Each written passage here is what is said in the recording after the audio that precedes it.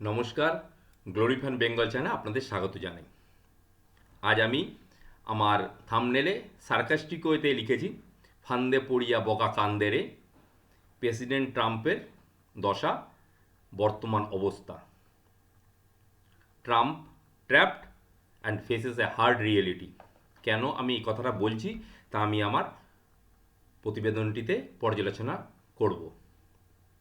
তবে তার আগে আমি আপনাদের কাছে অনুরোধ করব, অনুগ্রহ করে চ্যানেলটিকে সাবস্ক্রাইব করুন এবং প্রতিবেদনটি শেষ পর্যন্ত শুনুন, কারণ আমি অনেক রিসার্চ করে এই প্রতিবেদনগুলো তৈরি করি এবং অনেক তথ্য নির্ভর, তথ্য ভিত্তিক এই প্রতিবেদনগুলি হয়।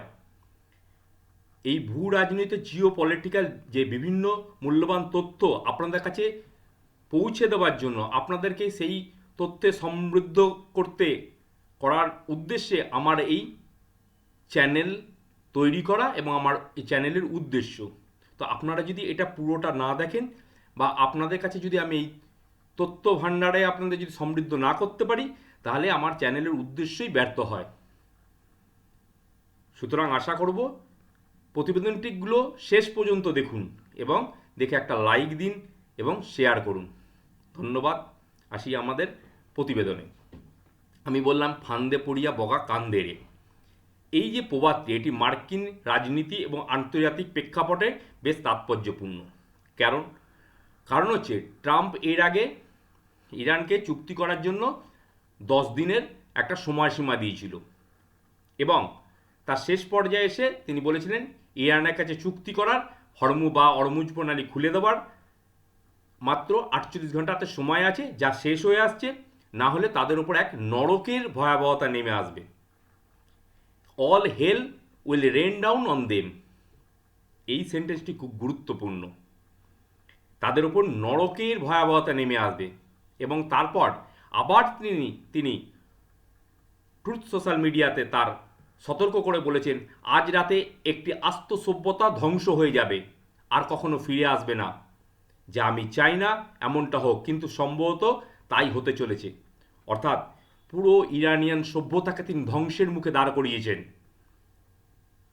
এই সেন্টেন্সটি বা এই বক্তব্যটি ভূ রাজনীতিতে, জিওপলিটিক্সে একটি গুরুত্বপূর্ণ ভূমিকা গ্রহণ করবেন, এটা আমি বলছি না, সমস্ত বিশেষজ্ঞরা বলছেন, ভূ রাজনৈতিক বিশ্লেষকরা বলছেন। ইরানের এদিকে কি, ইরানের একটাই বক্তব্য, তারা অন্য কারো চাপিয়ে দেওয়া শর্ত অনুযায়ী তারা কোনো রকম আলোচনা বা কোনো রকম চুক্তিতে করতে রাজি নয়। তারা তাদের দেওয়া 10 দফা শর্ত অনুযায়ী আলোচনা বা চুক্তিতে বসতে রাজি। তাদের এই অনমনীয় মনোভাব শেষ পর্যন্ত ডোনাল্ড ট্রাম্পকে পাকিস্তান এবং অন্যান্য দেশের মধ্যস্থতাকারী সহযোগিতায় 2 সপ্তাহের একটা অস্থায়ী যুদ্ধবিরতিতে সম্মতি দিতে বাধ্য হয়েছেন।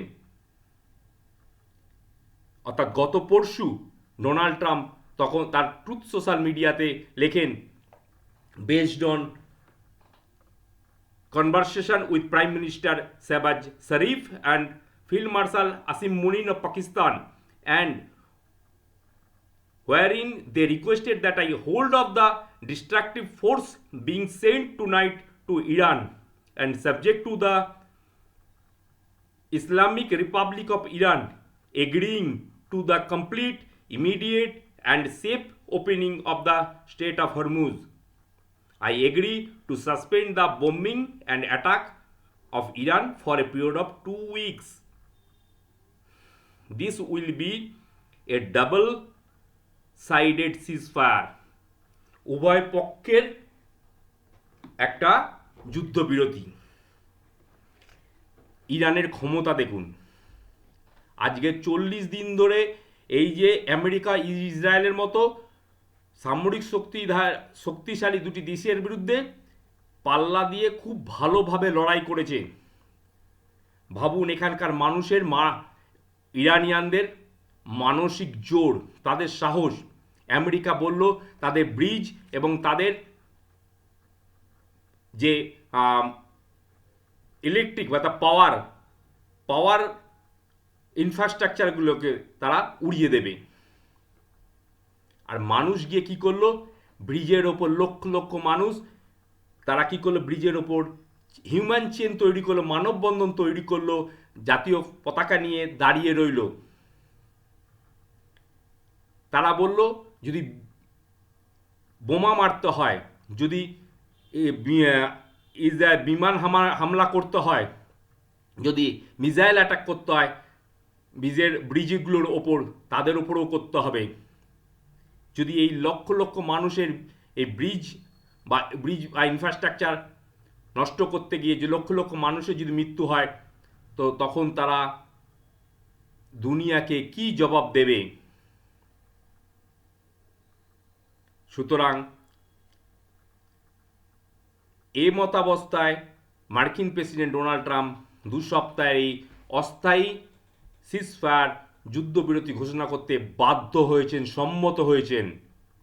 তিনি তার পোস্টে এও লিখেছেন যে we received a 10-point proposal from Iran and believe it as a workable basis on which to negotiate. মানে ইরানের দেওয়া প্রস্তাবিত 10 দফা প্রস্তাব নিয়ে, শর্ত নিয়ে আলোচনা হবে এই 15 দিনে। সুতরাং আমাদের এই 10 দফা শান্তি পরিকল্পনা, মানে 10 দফার যে শান্তি পরিকল্পনা যে প্রস্তাব, সেটা একটু জানা দরকার। কি? 1 নম্বর হচ্ছে স্থায়ী যুদ্ধবিরতি।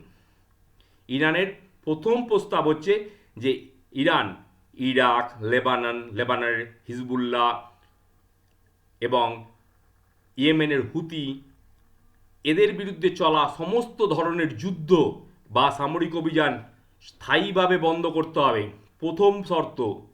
দ্বিতীয় শর্ত হচ্ছে নন অ্যাগ্রেশন, অর্থাৎ আমেরিকা এবং ইসরায়েলকে গ্যারেন্টি দিতে হবে যে ভবিষ্যতে তারা ইরানের উপর আর কোনো রকম হামলা চালাবে না। এই পয়েন্টটা নিয়েও আমি ডিসকাস করবো, এটাও খুব গুরুত্বপূর্ণ শর্ত। কেন ইরান বা কোনো দেশই ডোনাল্ড ট্রাম্পকে ভরসা করতে পারে না।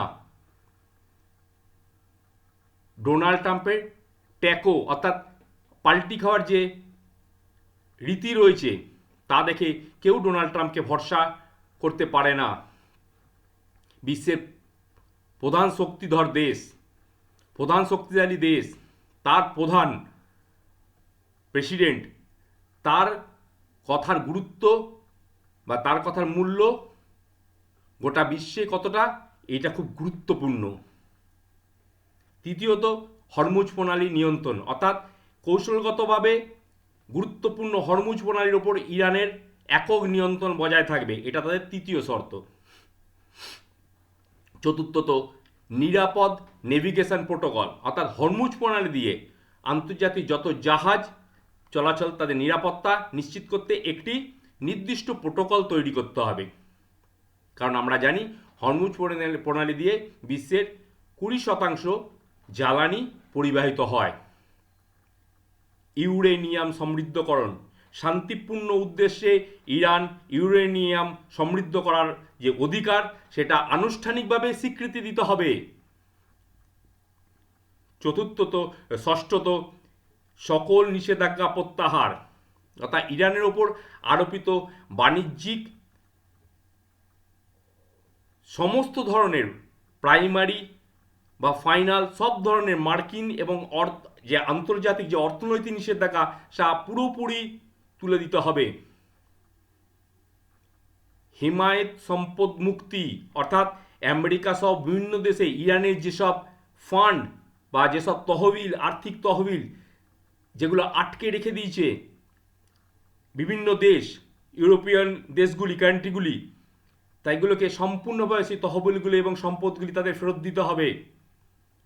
অষ্টম 8 নম্বর পয়েন্ট, যুদ্ধের ক্ষতিপূরণ। সংঘাতের ফলে ইরানের যেসব ইনফ্রাস্ট্রাকচার যে পরিমাণ ক্ষতি হয়েছে, পরিকাঠামোয় যে পরিমাণ ক্ষতি হয়েছে, তার জন্য উপযুক্ত আর্থিক ক্ষতিপূরণ তাদের প্রদান করতে হবে।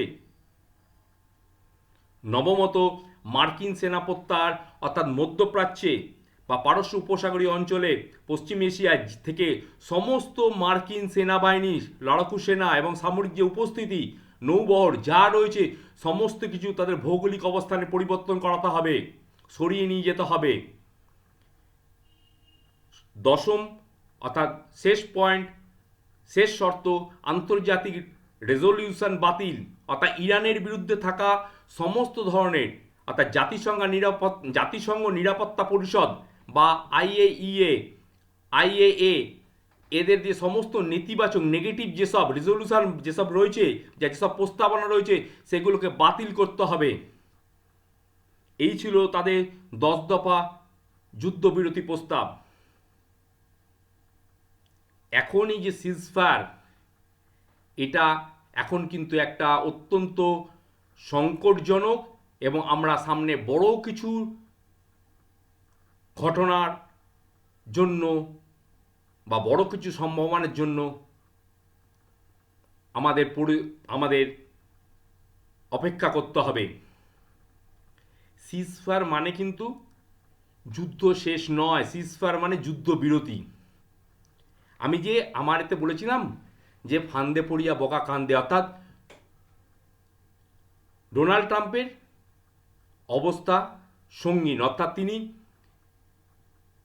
এই যে বললাম ছেড়ে দে মা কেঁদে বাঁচির মতো অবস্থা, অর্থাৎ যুদ্ধে জড়িয়ে পড়ে এর থেকে এক্সিট যে রুট সেটা খুঁজে পাচ্ছেন না, সে থেকে কীভাবে তিনি মুখ রক্ষা করতে পারেন তা তিনি খুঁজে পাচ্ছেন না, কারণ তিনি ফাঁদে পড়ে গেছেন। কেন এই ফাঁদ? এখন এই ফাঁদ হয়ে রয়েছে। ফাঁদটি শুধু মার্কিন প্রেসিডেন্টের যিনি সিজফায়ার, এই যে ফাঁদটি, এটা শুধু মার্কিন প্রেসিডেন্টের জন্য নয়, সমস্ত বিশ্বের কাছে একটি ফাঁদ। কেন এটিতে সত্যি কি যুদ্ধ শেষ হবে, না এটি একটি বড় ফাঁদ, সেটা আমি আলোচনা করছি। দ্বিতীয়ত, যুদ্ধবিরতি চুক্তির প্রকৃতি অনুযায়ী বিশ্ব শক্তির ভারসাম্যের কিন্তু পরিবর্তন হবে, অর্থাৎ শক্তিধর বিশ্ব শক্তি আরও দেশের অভ্যুত্থান ঘটবে। তৃতীয়ত, মার্কিন প্রেসিডেন্ট ডোনাল্ড ট্রাম্পের আমি যে বলেছিলাম যে বক্তব্য যে উক্তি ইরানের সভ্যতা ধ্বংস করা, যা ভূ রাজনীতি জিওপলিটিক্সে একটি গুরুত্বপূর্ণ প্রভাব ফেলবে, এটি কিন্তু যাদের বিরুদ্ধে বলা আছে তারা কিন্তু সহজে ভুলবে না, এবং সেই জাতি কিন্তু এর একটা চরম প্রতিশোধ স্পৃহায় ভুগবে। প্রথমে আমি আলোচনা করি ফাঁদ দিয়ে শুরু করা যাক।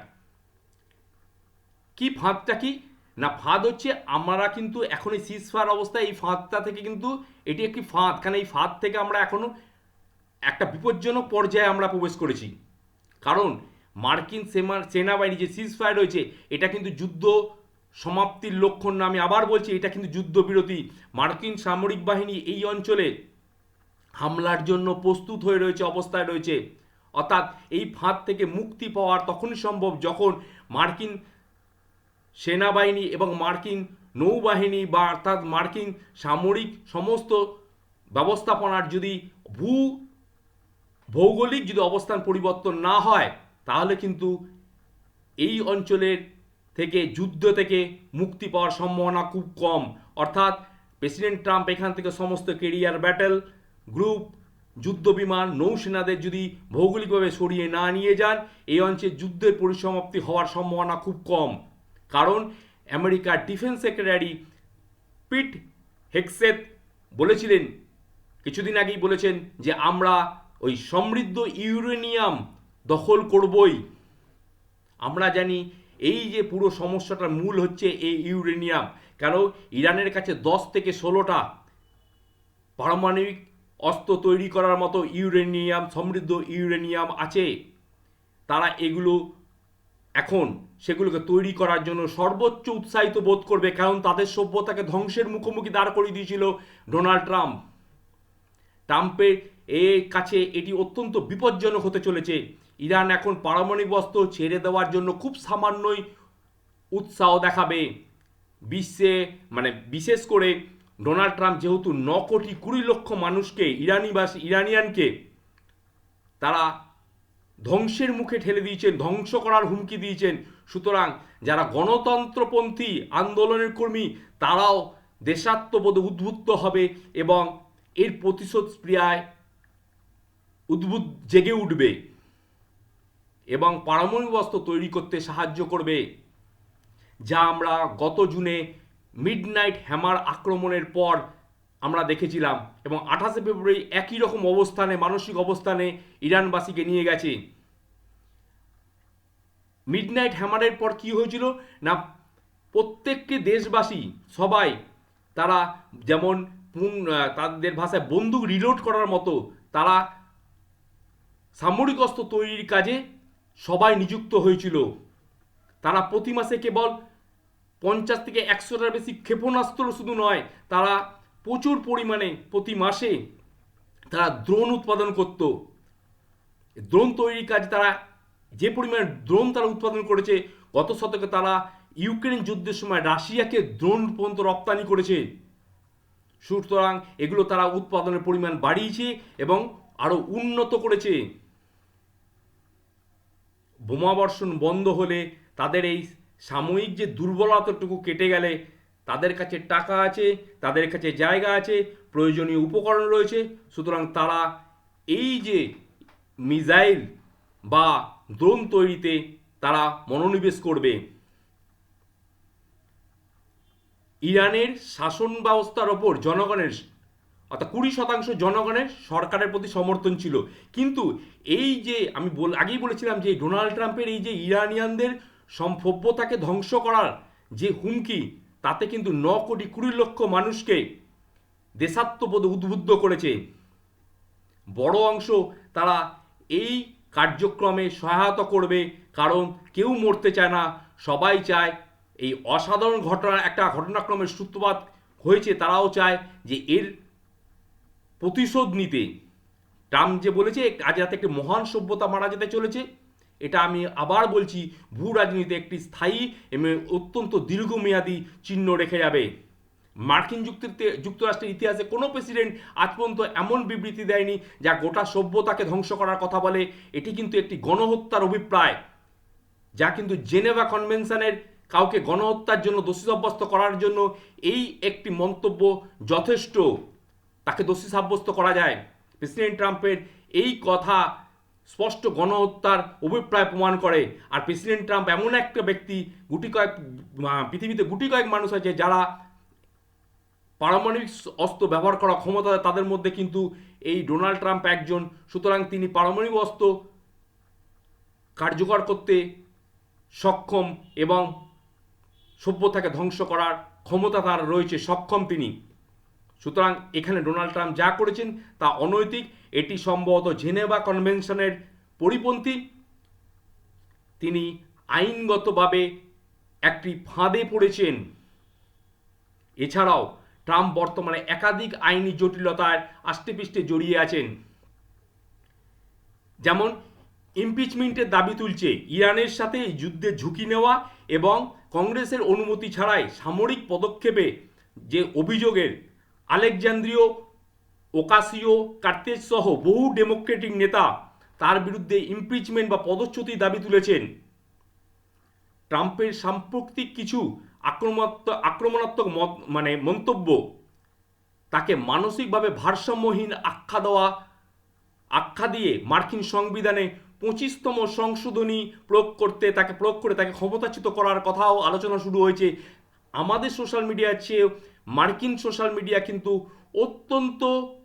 সোশ্যাল মিডিয়ার প্রভাব কিন্তু অত্যন্ত গভীর, এবং সেই সোশ্যাল মিডিয়ায় মার্কিন প্রেসিডেন্টের মানসিক ভারসাম্যহীনতা নিয়ে তুলকালাম আলোচনা চলছে, এবং তার প্রতিফলন দেখা যাচ্ছে যে 25তম সংশোধনী প্রয়োগ করে তাকে ক্ষমতা থেকে সরানোর কথাও আলোচনা চলছে। এছাড়াও কিছুদিন আগে সম্প্রতি মার্কিন প্রেসিডেন্ট সুপ্রিম কোর্টে একটি বড় ধাক্কা খেয়েছিলেন, কারণ সুপ্রিম কোর্টে ট্রাম্পের আরোপিত বিভিন্ন বাণিজ্যিক শুল্ককে বেআইনি বলে আখ্যা দিয়েছিল। সুতরাং মার্কিন প্রেসিডেন্ট আইনি এবং সাংবিধানিক সংকটের ফাঁদে আটকে পড়েছেন এই যুদ্ধের জন্য। দ্বিতীয় পয়েন্ট হচ্ছে এই যুদ্ধবিরতি চুক্তির প্রকৃতি অনুযায়ী বিশ্ব শক্তির একটা ভারসাম্যের পরিবর্তন হবে। কেন আমি এই কথা বলছি? ডোনাল্ড ট্রাম্প এই শর্তে রাজি হয়েছেন যে হরমুজ প্রণালীতে নিঃশর্তে জাহাজ চলাচল করতে পারবে, কিন্তু কখন সেটা সম্ভব হবে না, ইরান সরকার বা ইরানের সামরিক বাহিনী যদি অনুমতি দেয় তবে। এরকম পরিস্থিতি আজকের হলো কেন? এখানে হরমুজ প্রণালী সবাই অনায়াসে যাতায়াত করত, বা আর যদি মার্কিন যুক্তরাষ্ট্রের এতই ক্ষমতা থাকতো, ক্ষমতাধর দেশ হতো, তাহলে তাকে যুদ্ধবিরতি করে হরমুজ মানে খুলে দেওয়ার শর্ত হিসাবে যুদ্ধবিরতি করতে হতো না।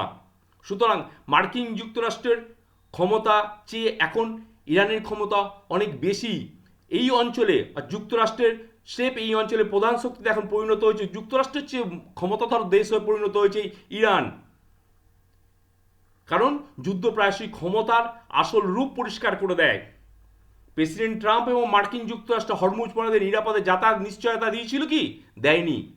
এবং কার্যকরভাবে উপদেশীয় যেই সব উপসাগরীয় দেশগুলিতে যে আক্রমণ ও ধ্বংস হওয়া থেকে রক্ষা করার জন্য এই অঞ্চলে তাদের যে সামরিক ঘাঁটি ছিল, সেই ঘাঁটিগুলো কি এই অঞ্চলের যেসব পারস্য উপসাগরীয় যেসব দেশগুলো রয়েছে তাদের কি রক্ষা করতে পেরেছে?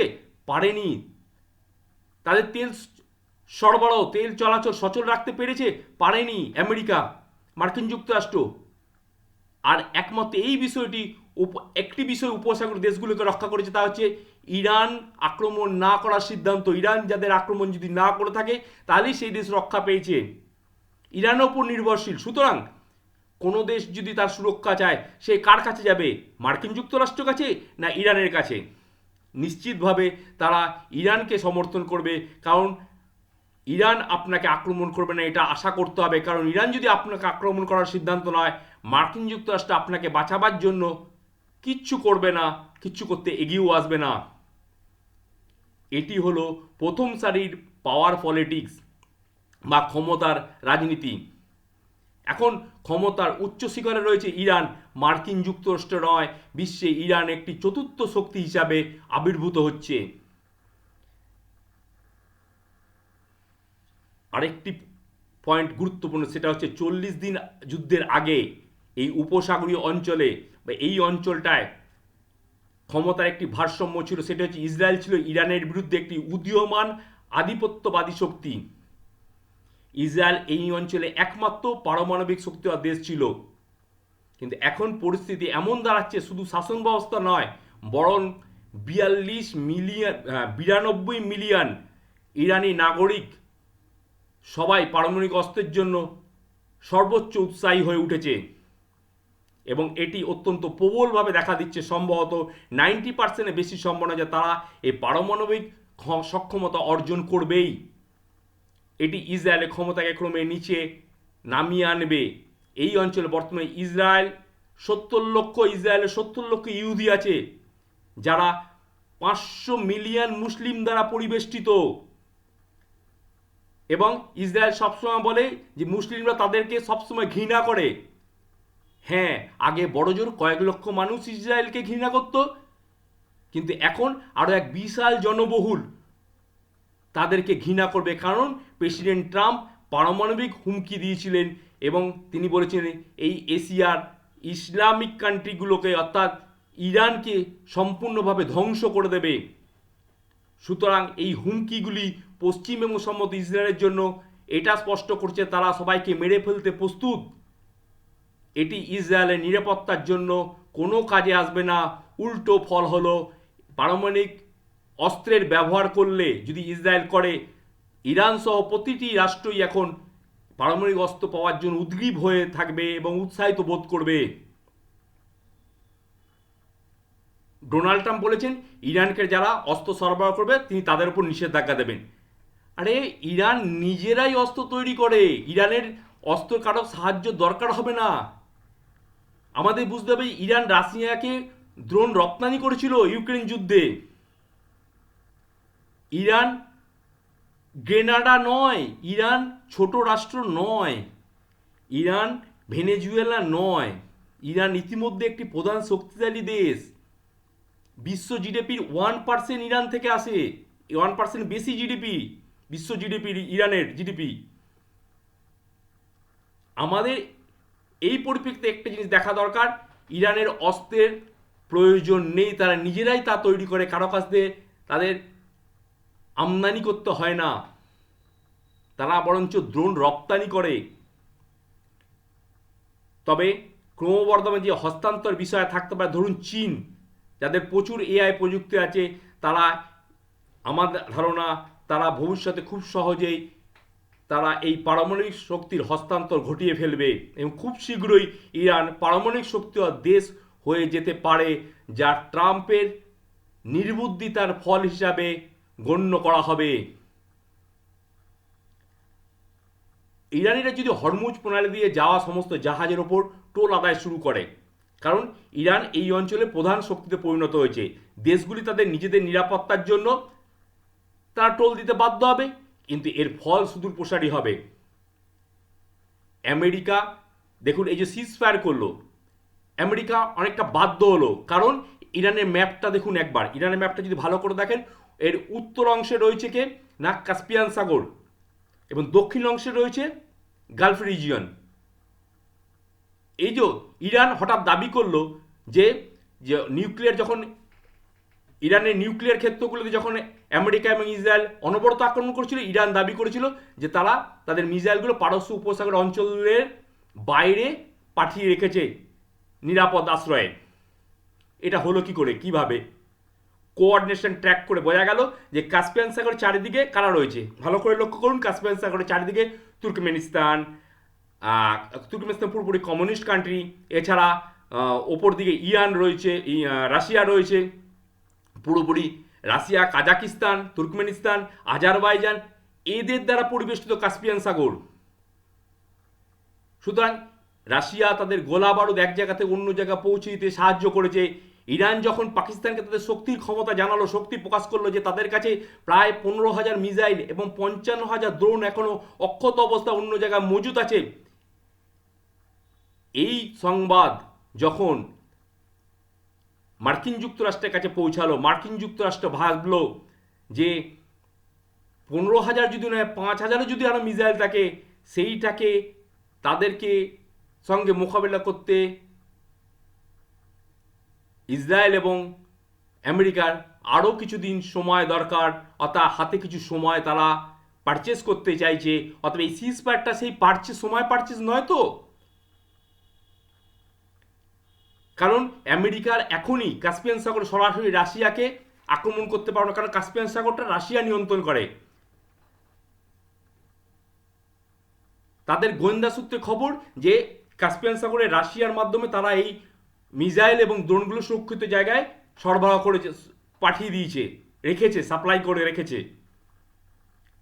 কারণ আমেরিকার পক্ষে এখন এই রাশিয়াকে সরাসরি রাশিয়ার সঙ্গে যুদ্ধে জড়ানো সম্ভব নয়, তাই তারা এখন এই সিজফায়ারের মাধ্যমে কিছু সময় পারচেস করছে না তো, অর্থাৎ এই প্রস্তুতির জন্য তার পক্ষে সময় বের করে নিচ্ছে, যাকে বলা হয় টাইমস বাই আউট।